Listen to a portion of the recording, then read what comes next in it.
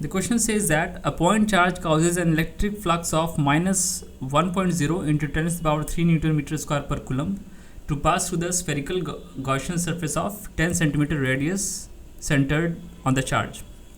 So here electric flux is given, the value of electric flux is given, and it is passing through the spherical Gaussian surface of 10 centimeter of radius.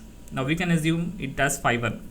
Now if the radius of the Gaussian surface were doubled, how much flux would pass through the surface? And the second question is, what is the value of point charge? So here we can apply Gauss law to find out the point charge. We know that Gauss law states that total flux through the Gaussian surface would be equal to Q enclosed within the surface divided by epsilon naught. Now here electric flux is given and we are being asked about the Q enclosed, that is charge enclosed within the Gaussian surface. So we can get the value of Q enclosed by multiplying this flux with epsilon naught.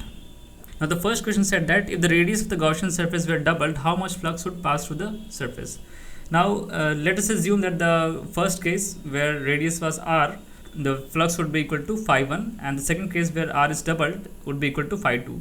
So here we see that in both this Gaussian surface the total charge enclosed doesn't change, so the flux would also not change.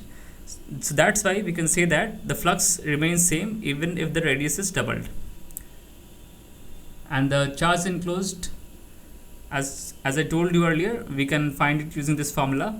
Charge enclosed would be minus 8.85 nanocoulomb. Thank you.